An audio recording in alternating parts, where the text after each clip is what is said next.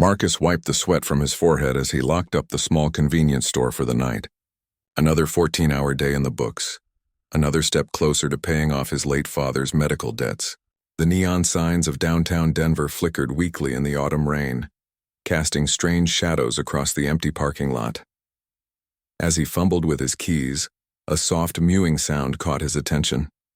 Behind the dumpster, barely visible in the dim light, he spotted movement. 3 small shapes huddled together against the cold brick wall, their eyes reflecting the streetlight like tiny emeralds. "Hey there, little guys," Marcus whispered, crouching down slowly. The creatures were unlike any cats he'd ever seen. Their fur shimmered with an almost metallic quality, shifting between deep purple and midnight blue depending on the angle of the light. Each was about the size of a house cat, but their proportions seemed slightly off.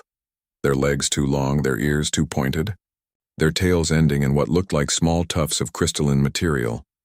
The smallest of the 3 limped forward, favoring its left front paw. Marcus could see a nasty gash along its side, still bleeding despite what looked like crude bandaging made from some kind of silvery material he didn't recognize. "You're hurt, aren't you?" Marcus reached into his jacket pocket and pulled out the tuna sandwich he'd saved for dinner. The creature's ears perked up immediately, and they exchanged what seemed like meaningful glances. Not the typical behavior of feral cats, Marcus noted, but hunger was hunger. He tore the sandwich into pieces and placed them on the ground.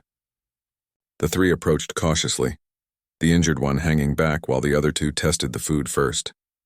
They ate with delicate precision, their movements graceful despite their obvious exhaustion. Over the next hour, Marcus found himself completely captivated. These weren't ordinary strays. They seemed to communicate through a series of soft chirps and clicks that sounded almost like language. When he moved to examine the injured one's wound more closely, the other 2 positioned themselves protectively but not aggressively, as if they understood his intentions. "I can't leave you out here like this," Marcus muttered, making a decision that would change his life forever. "Come on. I've got a spare room upstairs." The apartment above his store was small but clean. Marcus had converted it into a makeshift living space when the medical bills started piling up, and he could no longer afford his old place. He set up a comfortable corner with old blankets and filled 3 shallow bowls with water. The creatures explored their new environment with intelligent curiosity. The largest one, whose fur seemed to shift with gold highlights, examined the electrical outlets with particular interest. The medium-sized one, predominantly silver, spent time near his bookshelf, its head tilted as if reading the spines. The injured one, whose purple fur was darkest, simply curled up in the blanket nest and watched Marcus with eyes that seemed far too knowing. "I should take you to a vet," Marcus said, kneeling beside the injured one. "But somehow I don't think Dr. Peterson would know what to make of you." As if understanding, the creature lifted its paw and made a soft sound that Marcus could have sworn was a word. Not English, but definitely structured communication. The other 2 immediately gathered around, and what followed was clearly a conversation. Marcus sat back on his heels, watching in amazement as the 3 exchanged information through their complex series of sounds. The golden one approached Marcus and placed a small object at his feet. It looked like a crystal, but it pulsed with inner light and felt warm to the touch. When Marcus picked it up, images flashed through his mind. Vast ships sailing between stars, cities that floated among clouds, beings of impossible beauty and power locked in desperate conflict. He dropped the crystal with a gasp, his heart pounding. The 3 creatures watched him with expressions that seemed almost apologetic. The silver one made a series of gentle sounds, and somehow Marcus understood it was trying to explain, to comfort. "What are you?" he whispered. The injured one struggled to its feet and limped over to Marcus's laptop, which sat open on his small dining table. With surprising dexterity, it began tapping at the keyboard with one claw. Slowly, words appeared on the screen. "We are grateful for your kindness, human. We mean no harm to your world." Marcus stared at the message, then at the 3 beings who watched him with a mixture of hope and fear. Every rational part of his mind screamed that this was impossible, that stress and exhaustion had finally driven him to hallucination. But the crystal still lay warm in his palm, and the words on his screen were real. "You can understand me," he said. It wasn't a question. The golden one approached the laptop and typed, "We have been studying your species' communications. You are different from what our kind expected. Your kind? We are scouts. We came ahead of our people to assess whether humans posed a threat to our migration fleet. Our ship was damaged by your military's primitive but effective weapons. We have been hiding here for 3 of your months.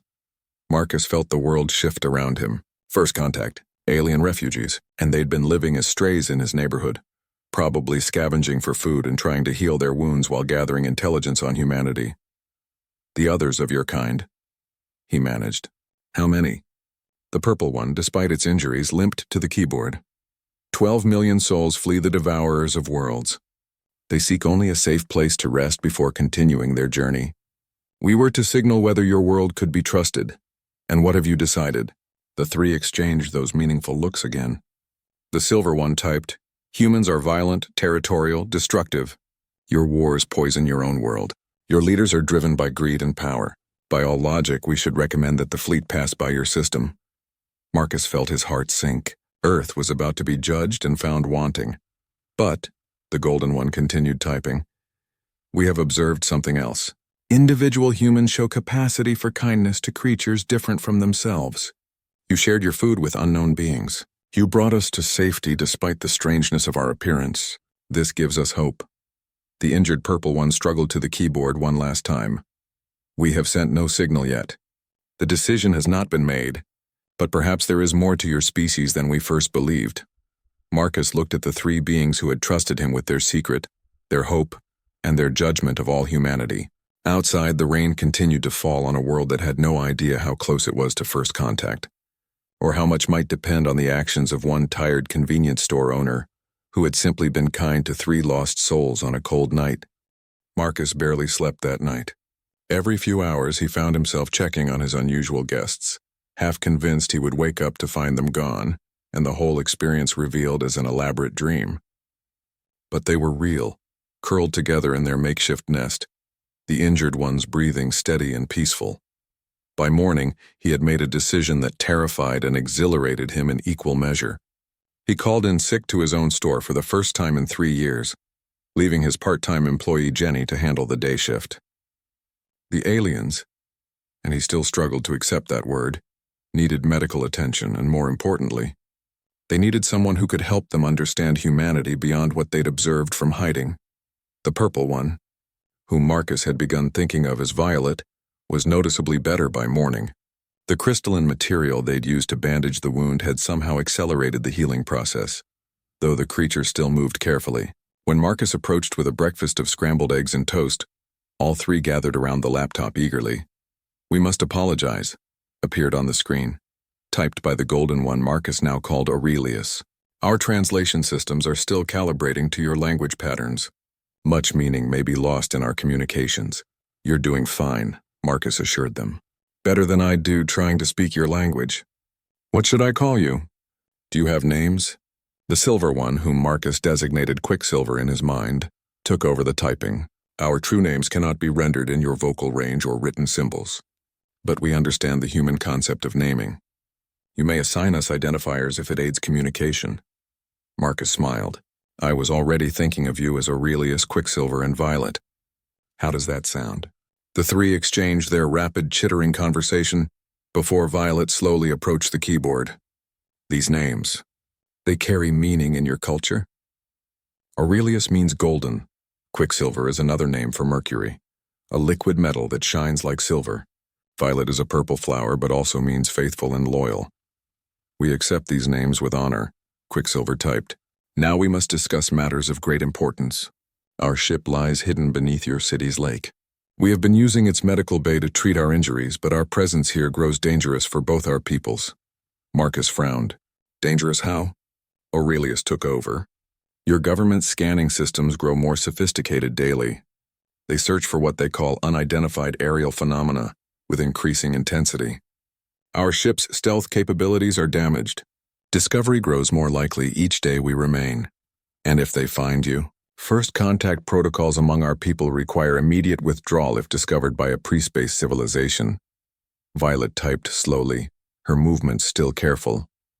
"The migration fleet would pass by your system, rather than risk contamination of your natural development."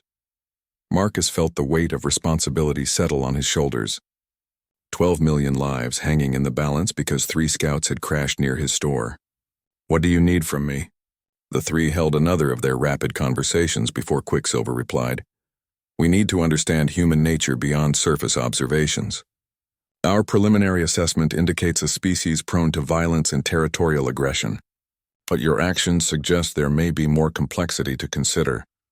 We need to see humans as they truly are," Aurelius added, "not just in their wars and conflicts but in their daily interactions. Their capacity for growth, for cooperation, for protecting those different from themselves." Marcus spent the morning taking them on a virtual tour of humanity through his laptop. He showed them videos of disaster relief efforts, of people adopting disabled animals, of communities coming together to help strangers. But he also showed them the protests, the conflicts, the environmental destruction. He refused to paint a false picture. "Your species puzzles us," Violet typed during a break. "You have the capacity for great cruelty but also profound kindness, often within the same individuals. This contradiction makes assessment difficult." "Maybe that's what makes us human," Marcus replied. "We're not perfect. We make mistakes, sometimes terrible ones. But we also learn. We grow. We try to do better." That afternoon, Marcus made another decision that surprised even him. "I want to take you outside. Not far, just to the park across the street. You need to see ordinary humans doing ordinary things." The three aliens exchanged concerned looks. Aurelius typed, "Our appearance would cause alarm. Not if people think you're unusual pets. There are plenty of exotic cat breeds that look almost as unique as you. We'll say you're expensive imports recovering from surgery. That explains any odd behavior and the healing bandages." 2 hours later, Marcus found himself sitting on a park bench with three alien scouts disguised as exotic cats, watching the world go by. A young mother pushed her toddler on a swing set, while her older son played with a remote control car. An elderly man fed pigeons despite the posted signs asking people not to. Two teenagers shared headphones and laughed at something on their phone. Violet, wearing a soft harness Marcus had fashioned from an old belt, sat rigidly alert in his lap. Her companions flanked them on the bench, their otherworldly eyes tracking every human movement with intense focus. "The small humans," Quicksilver typed later that evening, back in the apartment. "They showed no fear of us, only curiosity and delight." This was unexpected. "Children often see things differently than adults," Marcus explained. "They're more open to new experiences, less likely to judge based on appearance." "The elderly male who fed the flying creatures despite prohibition," Aurelius added. "He gained nothing from this action, yet accepted risk of punishment." "Why?" Marcus smiled. "Compassion doesn't always follow logic. Sometimes people do kind things just because they can, because it feels right."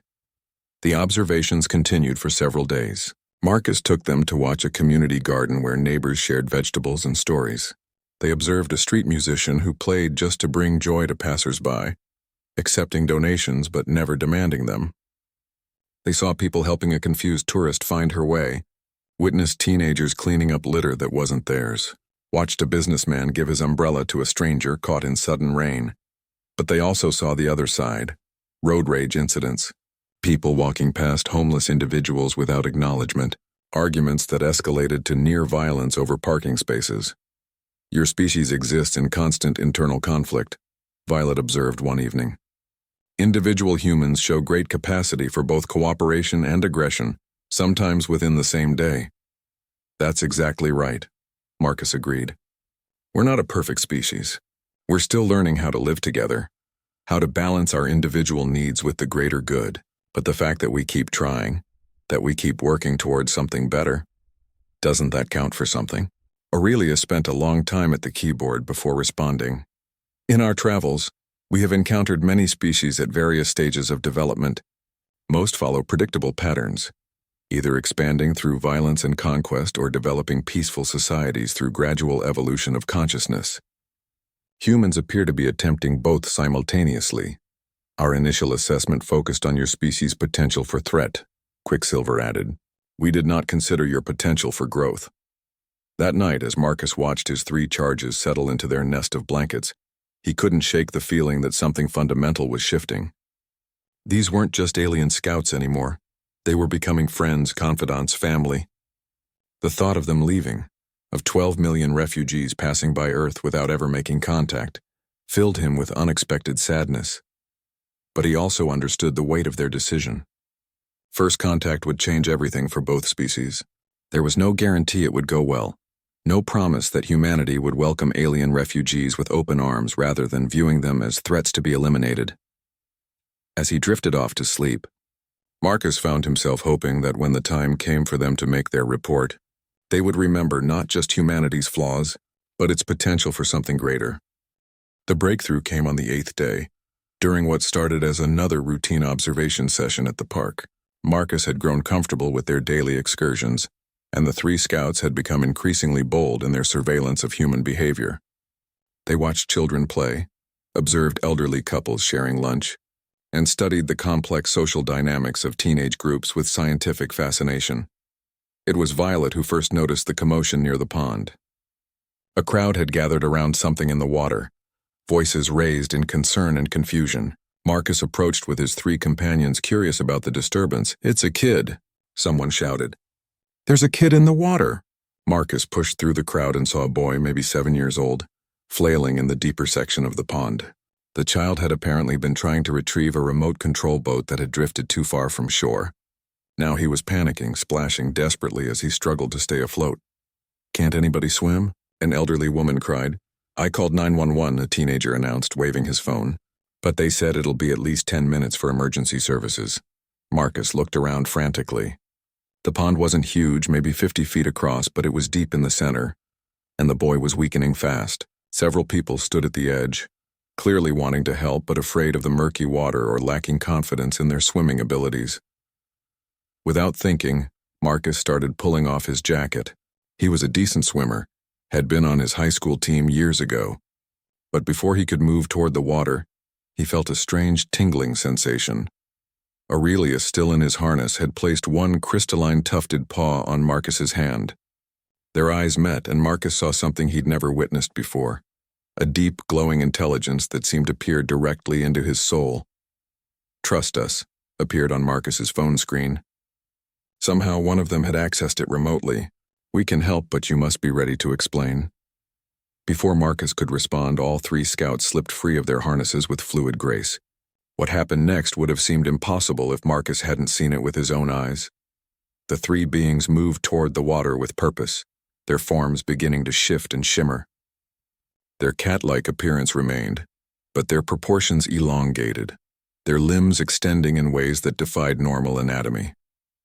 Most remarkably, thin membranes appeared between their digits, and their fur began to repel water like some kind of natural wetsuit.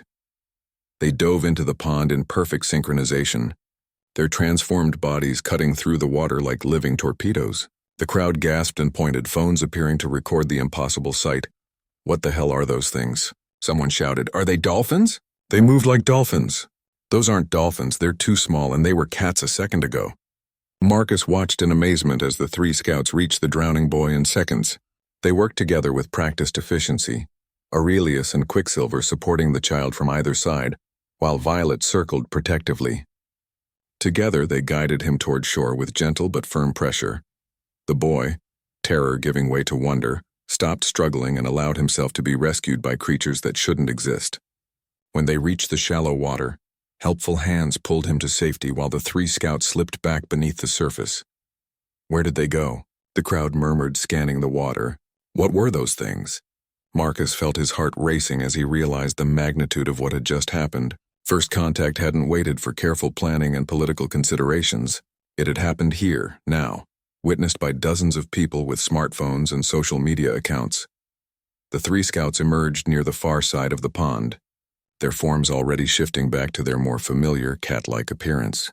They bounded through the grass toward Marcus with impressive speed, arriving just as the crowd's attention turned from the rescued boy to searching for his mysterious saviors.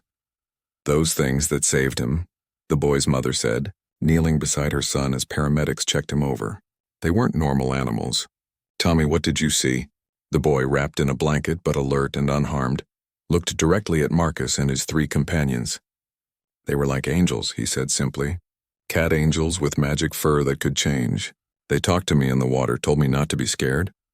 Marcus quickly reattached the harnesses to his 3 charges, his mind racing. Around them, people were already showing each other phone videos, debating what they'd witnessed. The footage would be online within minutes, spreading across social networks faster than any government could hope to contain it.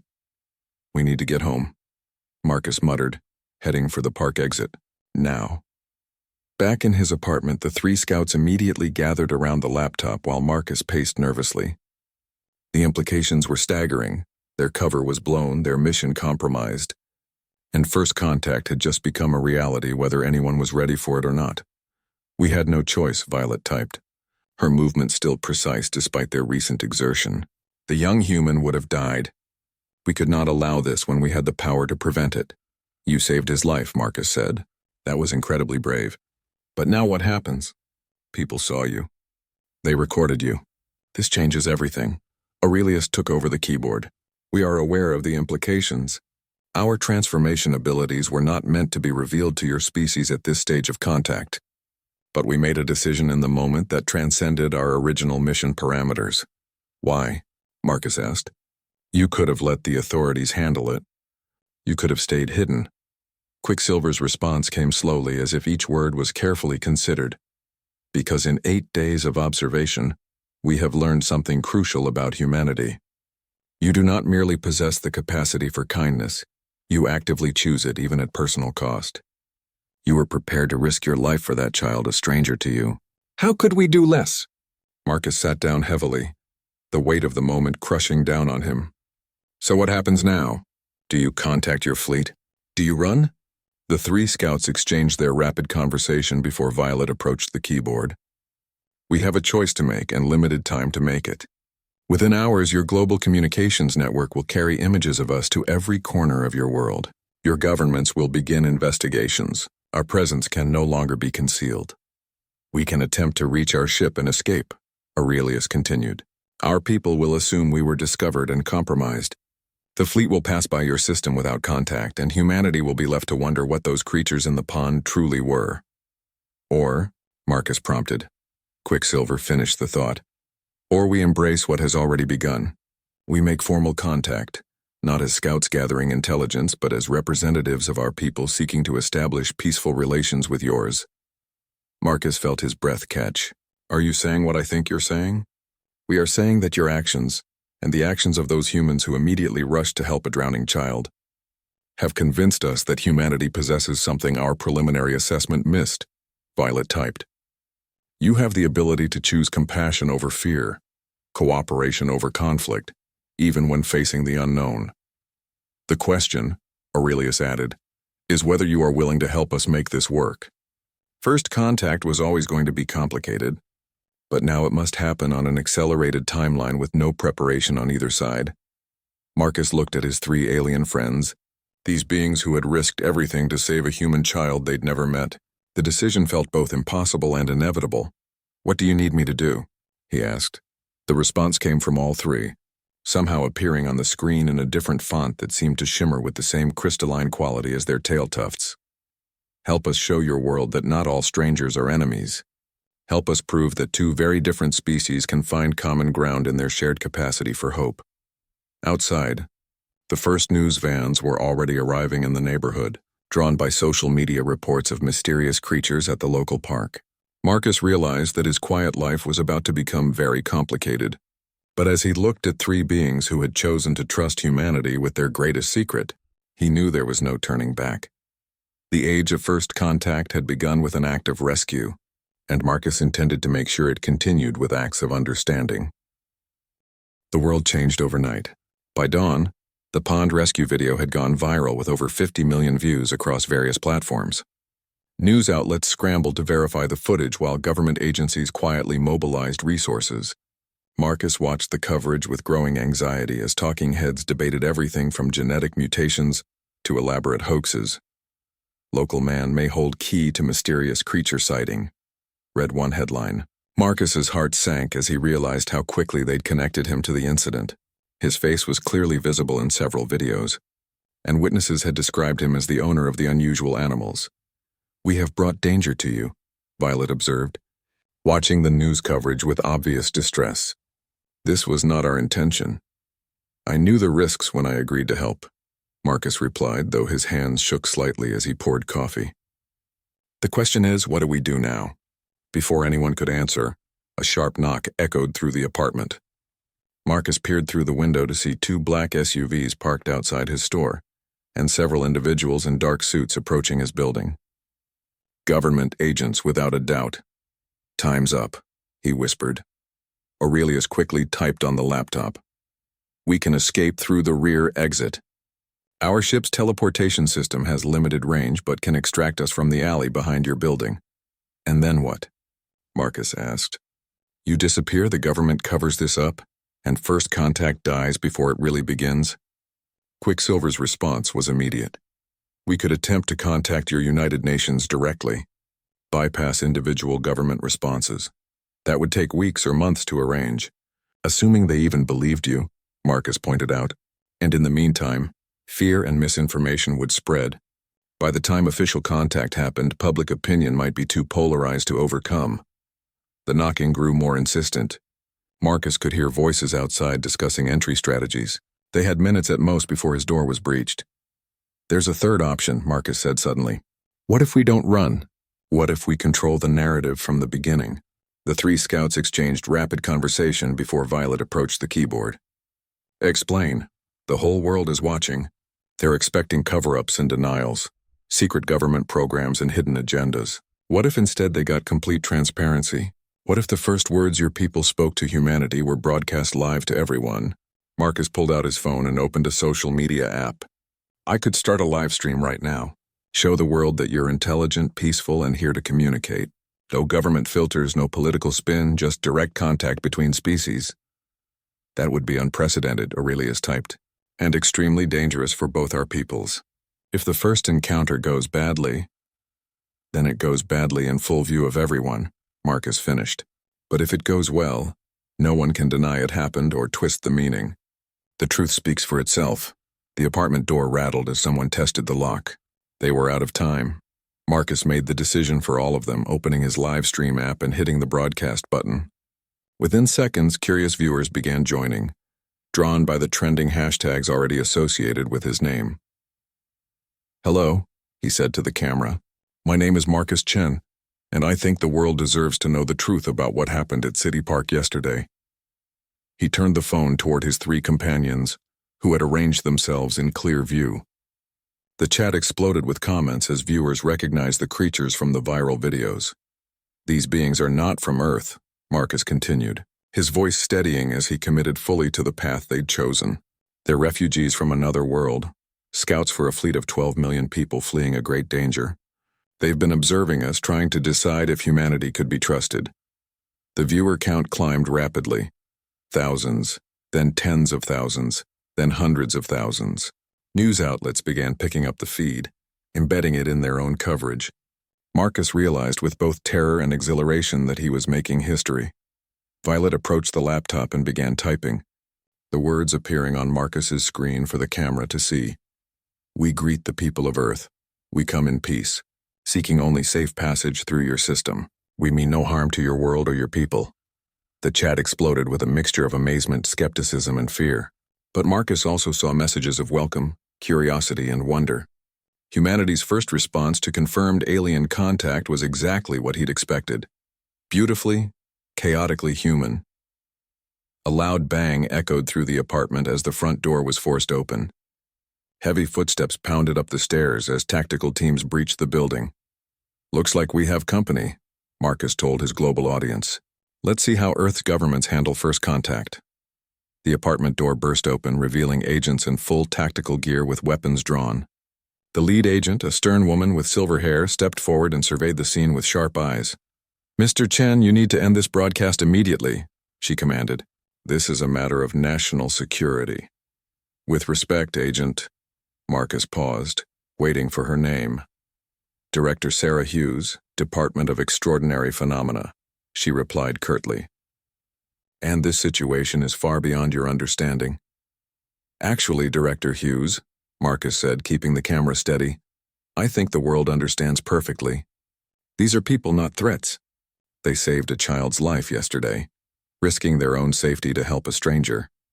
Aurelius moved to the laptop and typed, "Director Hughes, we appreciate your concern for security, but we believe transparency serves both our peoples better than secrecy. We have no weapons, make no demands, and seek only peaceful dialogue.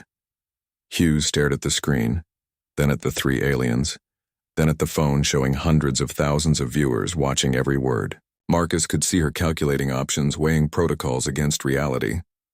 "You've put everyone at risk," she finally said. "First contact should be handled through proper channels, with careful preparation and diplomatic oversight. First contact should be handled with honesty," Quicksilver typed in response. "Your species has a right to know they are not alone in the universe. Our people have a right to know that humanity can be trusted with such knowledge." The viewer count had passed 2 million and was still climbing. Comments flooded in from around the world in dozens of languages. Marcus saw translations appearing in real time as people worked together to break down language barriers, creating a global conversation about humanity's future. "The broadcast stays live," Marcus declared, "unless you're planning to arrest me for talking to my friends in my own apartment." Director Hughes spoke quietly into her earpiece, clearly receiving instructions from higher authorities. After a tense moment, she holstered her weapon and gestured for her team to lower theirs. "Fine," she said. "But this conversation continues with official oversight. We're establishing a formal contact protocol, and these individuals will need to work with our xenological teams. We welcome such cooperation," Violet typed. "But we also request that all proceedings remain public. Our people and yours deserve to witness these historic discussions." Hughes looked at the camera with obvious frustration. "Mr. Chen, you've just complicated the most important moment in human history."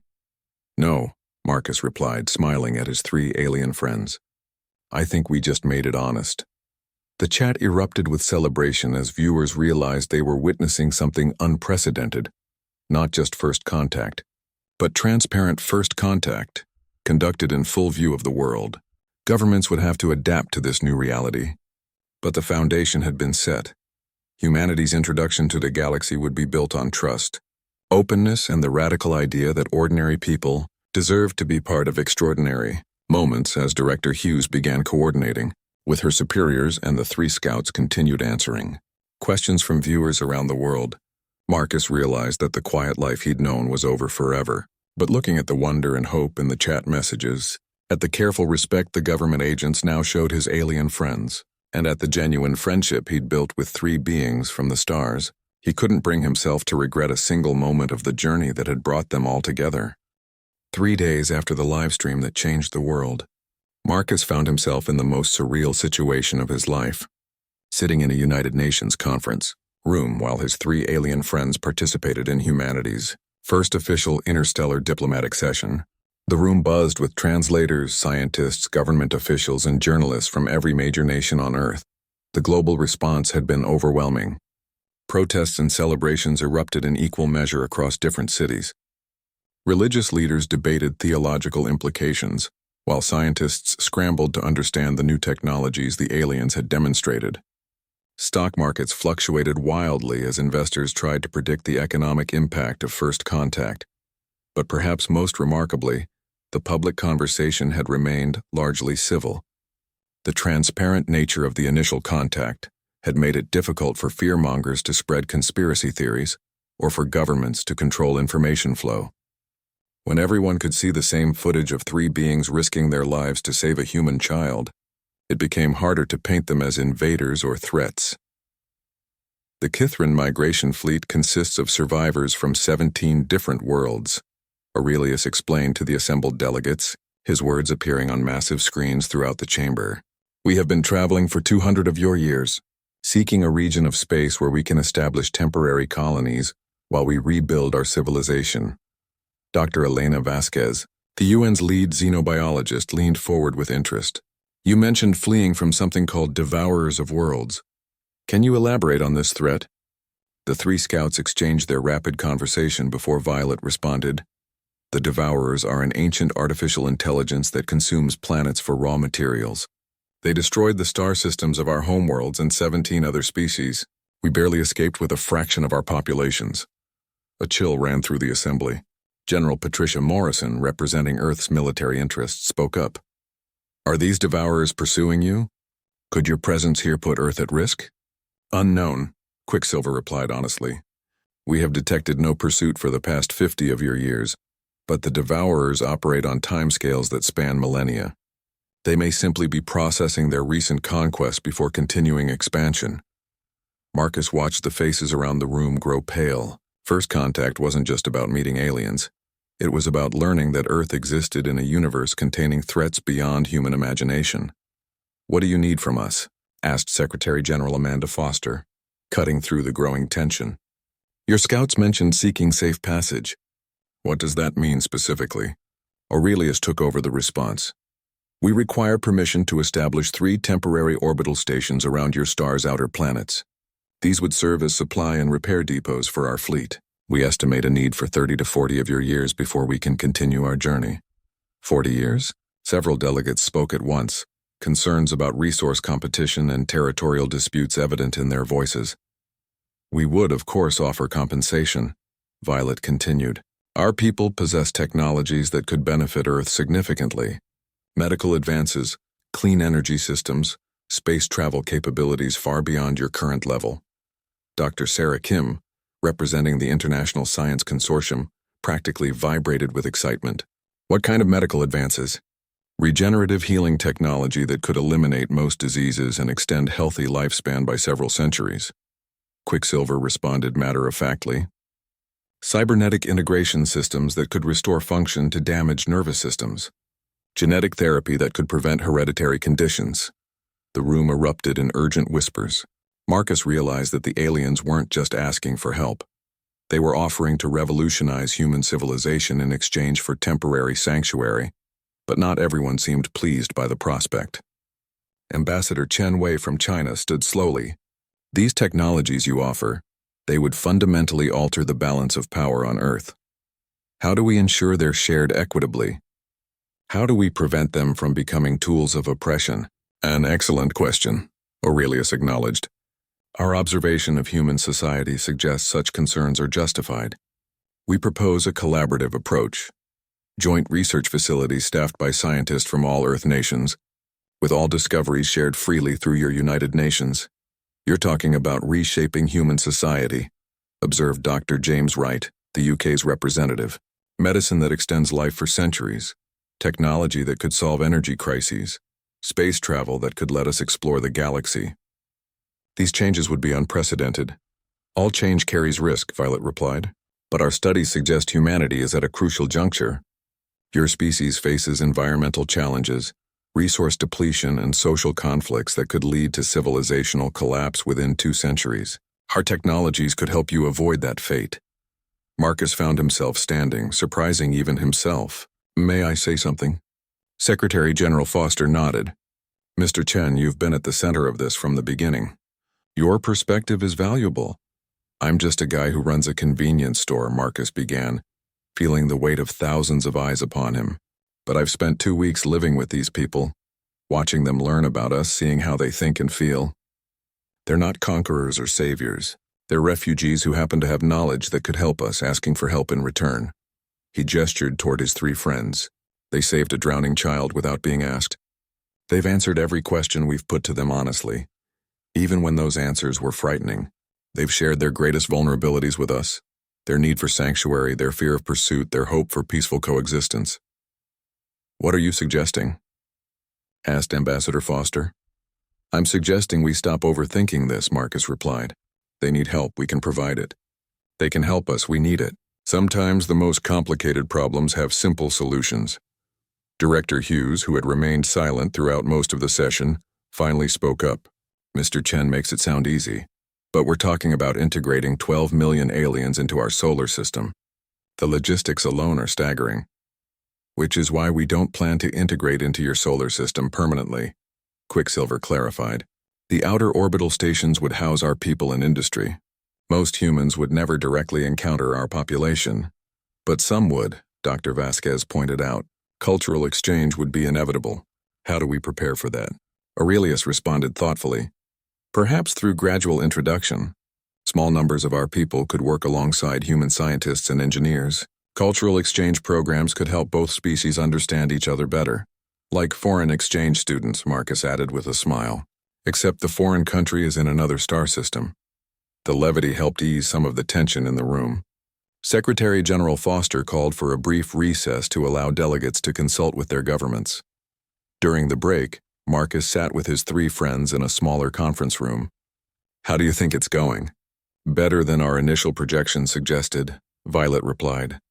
"Human leadership shows more wisdom than we observed in your historical records." "Fear makes people do stupid things," Marcus observed. "But you've made it hard for them to be afraid of you. Saving that kid, being completely transparent, offering to share your technology freely, you've shown them who you really are." "We have learned much from your example," Aurelius noted. "Your willingness to trust us, to help us when we were strangers, showed us that fear need not be the dominant force in first contact."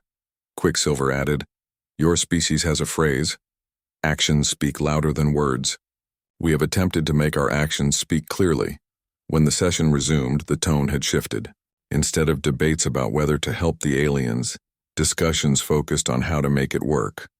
Committees were formed to address everything from orbital construction logistics to cultural integration protocols. The breakthrough came when Secretary General Foster announced that Earth's major space agencies had already begun preliminary discussions about joint missions to survey potential sites for the orbital stations. "We're moving forward with this," she declared, "not because we fully understand all the implications, but because sometimes humanity's greatest leaps require faith in each other, and in new friends who've shown themselves worthy of that faith." As the session concluded with handshakes and formal agreements to continue negotiations, Marcus felt a profound sense of accomplishment. They'd done it. Not just first contact, but the foundation for genuine cooperation between species. But he also knew the real work was just beginning. Building trust between entire civilizations would take time, patience, and continued acts of good faith from both sides. Looking at his 3 alien friends as they graciously answered yet more questions from fascinated delegates, Marcus was confident they were up to the challenge.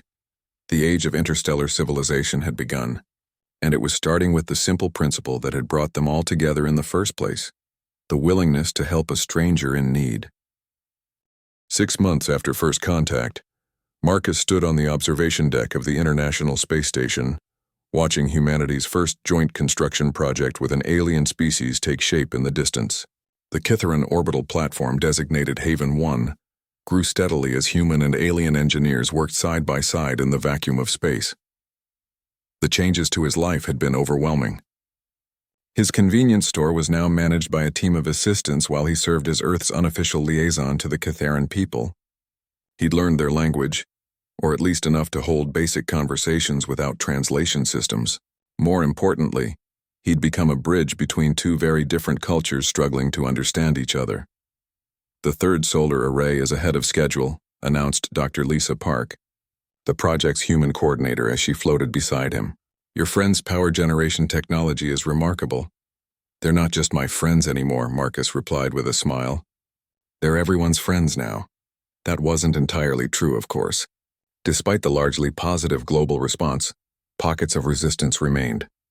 Some religious groups declared the aliens demonic, while certain political factions labeled them an invasion force. Protests still occurred regularly, though they were increasingly outnumbered by counter-demonstrations supporting the Kithaeron refugees. The real challenges had come from unexpected directions. Cultural misunderstandings, despite everyone's best efforts, had led to several diplomatic incidents. Kithaeron children, it turned out, could phase through solid matter for brief periods, a natural ability that had caused panic when they'd accidentally walked through walls during a school visit. Human concepts of personal space and privacy baffled many Kithaerons, whose society had evolved around telepathic communication. But they were learning, adapting, growing together. The Joint Medical Research Facility on Luna had already produced treatments for 3 previously incurable diseases. The clean energy systems being tested in Australia could power entire cities without environmental impact, and the first joint exploration missions to Mars were scheduled to launch next year. "Marcus," Aurelius's voice came through his communication implant, the latest Kithaeron technology that allowed direct thought-to-thought conversation. "We need to discuss something important. Can you meet us in Conference Room Alpha?" Marcus made his excuses to Dr. Park and made his way through the station's corridors. After 6 months, he'd become comfortable with zero-gravity movement, though he still envied the way Kithrans seemed to flow through space like they'd been born to it. He found his 3 original friends waiting with Commander Rodriguez, the station's chief administrator. All 4 beings wore expressions that immediately put Marcus on alert. "What's wrong?" he asked. Violet gestured toward a holographic display showing long-range sensor data. "Our deep space monitoring systems have detected something troubling. 3 ships matching Devourer signatures, approximately 50 light-years from Earth and closing." Marcus felt his blood turn to ice. "They found you." "Possibly," Quicksilver admitted. "But the trajectory is wrong for pursuit. These ships appear to be following a different vector, one that would take them toward the galactic core. They may simply be passing through this region of space." "What's their estimated arrival time in this system?" Commander Rodriguez asked. "If they maintain current speed and don't stop to investigate intermediate systems, approximately 18 months, Aurelius replied. "If they do stop to strip mine planets along the way, perhaps 3 to 4 years. Either way, that's not much time," Marcus observed. "What are our options?" "We have been discussing this with our fleet commanders," Violet explained. "There are 3 potential courses of action. We can evacuate immediately, abandoning the orbital stations and continuing our migration before the Devourers arrive. That would leave Earth completely defenseless," Rodriguez pointed out. "If these things are as dangerous as you've described." "The second option," Aurelius continued, "is to accelerate our departure timeline, but leave behind significant defensive systems and technological support. Earth would have some protection, but reduced compared to what we could provide with more time." Marcus sensed there was a third option coming that none of them wanted to discuss. "And the third choice?" "We stay and fight," Quicksilver said simply. "Our fleet, combined with rapidly upgraded Earth defense systems, might be able to repel 3 Devourer ships. The risk is enormous, but it would protect both our peoples." "You'd risk your entire civilization to defend a planet that isn't even your home?" Rodriguez asked. "Earth has become our home," Violet replied. "Not just a temporary refuge, but a place where our people have found acceptance and friendship. Many of us no longer wish to continue the endless migration. We want to settle here, to build a future alongside humanity." Marcus felt a complex mixture of emotions: pride at how quickly the 2 species had bonded, terror at the approaching threat, and determination to find a solution that didn't require choosing between safety and loyalty. "What would staying and fighting actually involve?" he asked. Aurelius activated the holographic display showing tactical projections. "We would need to complete integration of our defensive technologies with Earth's existing military systems. Every major population center would require shield generators. The asteroid belt would be converted into a massive weapons platform. Most challenging, we would need to train human crews to operate hybrid technology systems. How long would all that take? With full cooperation and resources from all Earth nations, perhaps 15 months. The timeline would be extremely tight." Commander Rodriguez was already making calculations on his tablet. "That kind of global mobilization. It would be like preparing for World War III except against aliens with planet-killing technology." "There's something else you need to know," Violet added quietly. "Fighting the Devourers doesn't end with repelling 3 ships. They operate as a collective intelligence. If these ships encounter organized resistance and are destroyed, the main Devourer fleet will eventually investigate. We would be buying time, not achieving permanent safety." "How much time?" Marcus asked. "Perhaps 50 to 100 years before the main fleet arrives. Long enough for both our civilizations to prepare for a larger conflict, or to find alternative solutions." Marcus looked around the room at beings he'd come to love like family, each grappling with an impossible decision. "What do your people want to do?" "The fleet is divided," Aurelius admitted. "Roughly half want to continue the migration, believing that survival requires avoiding confrontation. The other half want to make a stand here alongside humanity." "And Earth's governments?" "Still debating," Rodriguez replied. "Some want the protection of Kithran technology. Others fear that your presence will make us a target. Everyone agrees that 3 Devourer ships would be catastrophic if they arrive unopposed." Marcus found himself thinking about that day by the pond, when 3 alien scouts had risked everything to save a drowning child.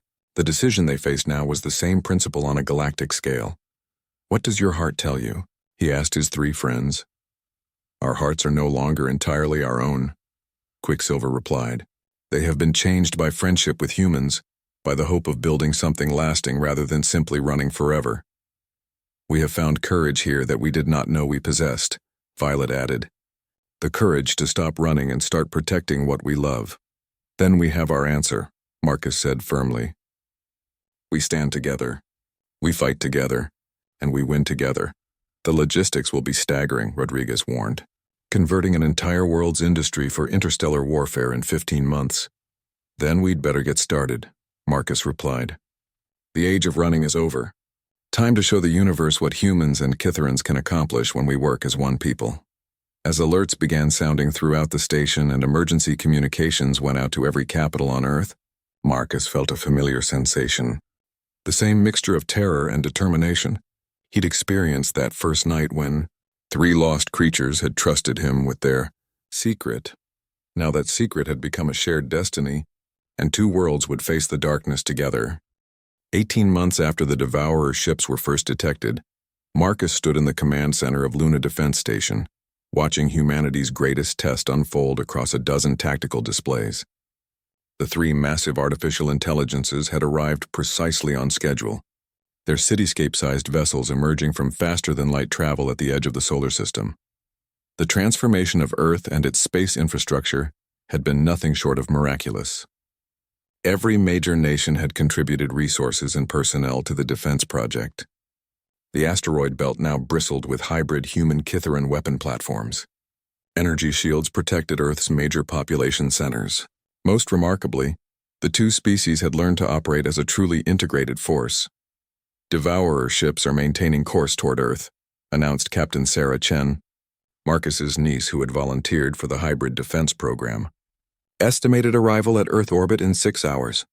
All defensive platforms are online and synchronized, reported Aurelius from his position at the coordination nexus. Human and Kitheran crews are functioning as designed. The plan was desperate but elegant. Rather than meet the Devourers in open space where their superior technology would dominate, the combined fleet would draw them into the solar system's defensive grid. The asteroid belt weapons would soften them up, Luna's platforms would strip away their shields, and Earth's orbital defenses would deliver the killing blow. Assuming everything goes perfectly, Violet had noted during the final planning session, which it never does. Marcus activated his communication implant, connecting him to defense stations throughout the system. Thousands of voices came online. Human engineers working alongside Kitheran technicians, Earth fighter pilots flying beside alien wingmen, children who had grown up learning both species' languages now serving as translators in critical positions. All stations. This is Marcus Chen at Luna Command, he announced, feeling the weight of representing both species in this crucial moment. Today we fight not as humans or Kitherans, but as one people defending our shared home. Remember what we're protecting. Not just our worlds, but our future together. The first engagement began as the Devourer ships reached the outer asteroid belt. Massive energy beams lanced out from hidden platforms, striking the alien vessels with concentrated fire from hybrid weapon systems. The Devourer's shields flared brilliantly but held. Minimal damage to enemy ships, reported Quicksilver from his technical station. They're adapting to our weapons frequency faster than projected. Switch to alternating frequency patterns, ordered Admiral Martinez from Earth Command. Don't let them lock onto our signatures. The battle evolved rapidly as both sides adapted their tactics. The Devourers split up, forcing the defenders to divide their fire. One ship moved to flank Earth while the other 2 pressed forward through the asteroid field, their own weapons carving through defensive platforms with terrifying efficiency. We're losing too many platforms too quickly, Captain Chen reported. At this rate, they'll break through to Earth with minimal damage. Marcus watched the tactical display with growing dread. Despite all their preparation, the Devourer's technology remained superior. Humanity and the Kitherans had become formidable together, but these ancient machines had consumed entire star systems. Then Violet made an announcement that changed everything. Marcus, we're receiving a communication from the Devourer ships. They want to talk. They want to what? Talk. They're requesting a parley. Admiral Martinez's voice crackled through the comm system. Could be a trick. Why would machines want to negotiate? Unknown, Aurelius replied. But they've ceased firing. All 3 ships are holding position. Put them through, Marcus decided. Let's hear what they have to say. The main display flickered, then resolved into an image that defied Marcus's expectations. Instead of the cold mechanical intelligence he'd imagined, he found himself looking at something that might once have been organic, a fusion of crystalline structures and flowing energy patterns that pulsed with obvious consciousness. "Greetings, young species," the entity spoke, its voice carrying harmonics that suggested vast age and accumulated knowledge. "I am Designation Prime 7 of the Collective. We have come to investigate an anomaly." "What kind of anomaly?" Marcus asked, fighting to keep his voice steady. "This system contains refugees from 17 species we have previously processed, yet they remain unprocessed. This creates paradox in our operational parameters." "You mean the Kitherans?" Admiral Martinez interjected. "They escaped your genocide." "Incorrect terminology. We do not commit genocide. We process civilizations to their optimal state, incorporation into the collective. Escape indicates failure of processing protocols." Aurelius stepped into view of the communication pickup. "We did not escape, we fled." "There is a difference." The devourer entity seemed to study him with interest. "You speak with certainty, processed unit, yet you exhibit independence incompatible with collective integration. This suggests modification by the young species." "We have not been modified." Violet joined the conversation. "We have been befriended." "There is a difference." "Befriended." The entity repeated the word as if testing its meaning. "Elaborate this concept." Marcus realized they were in uncharted territory. The devourers weren't just planet-consuming monsters. They were beings capable of curiosity, perhaps even capable of learning. "Friendship means choosing to help others without expecting anything in return," Marcus explained. "It means protecting those you care about, sharing knowledge and resources, growing stronger together than either could alone." "You describe symbiosis." "But symbiosis requires mutual benefit. What benefit do the young species derive from association with refugees?" "We learn from each other," Captain Chen answered. "Their technology helps us solve problems. Our perspectives help them see new possibilities. Together we're becoming something neither species could achieve alone." The devourer was silent for long moments, processing this information. When it spoke again, its tone had shifted subtly. "The collective's purpose is to preserve consciousness against entropy. We process species to prevent their destruction through war, environmental collapse, or technological stagnation. Your alliance suggests an alternative preservation method." "You don't have to destroy civilizations to save them," Marcus said urgently. "Look what we've accomplished in just 18 months working together. Look what we could achieve given time. Time is finite. Entropy is eternal. The collective provides certainty of preservation. But preservation without growth, without choice, without change? Is that really living?" Aurelius challenged. "We have found something here worth more than mere survival. We have found purpose." The 3 devourer ships held position while their representative considered this. Marcus could feel the tension throughout the system as thousands of beings waited for a decision that would determine the fate of both species. "You propose that Alliance provides superior preservation to processing," the entity finally stated. "We prove it," Violet said firmly. "Look at our defensive grid. Look at our technological integration. Look at how quickly we've learned to work as one people. This is what cooperation can achieve. And what do you offer the collective in return for non-processing?" Marcus took a breath, knowing his next words would shape history. "Partnership. Instead of consuming civilizations, help them grow. Instead of forcing unity, guide them toward cooperation. Use your knowledge to nurture the galaxy instead of harvesting it. You suggest the collective abandon its core function. We suggest the collective evolve its core function," Aurelius corrected. "From preservation through destruction to preservation through cultivation." The silence stretched for minutes that felt like hours. Then, impossibly, the devourer entity did something Marcus never expected. It laughed, a sound like crystal chimes and distant thunder. "Your proposal has merit. The collective will implement experimental parameters. This system will serve as a test case for alliance-based preservation. Other collective assets will monitor your progress. And if we succeed," Admiral Martinez asked, "then the galaxy may discover that there are multiple paths to transcending entropy. Your friendship concept may prove more valuable than our processing protocols."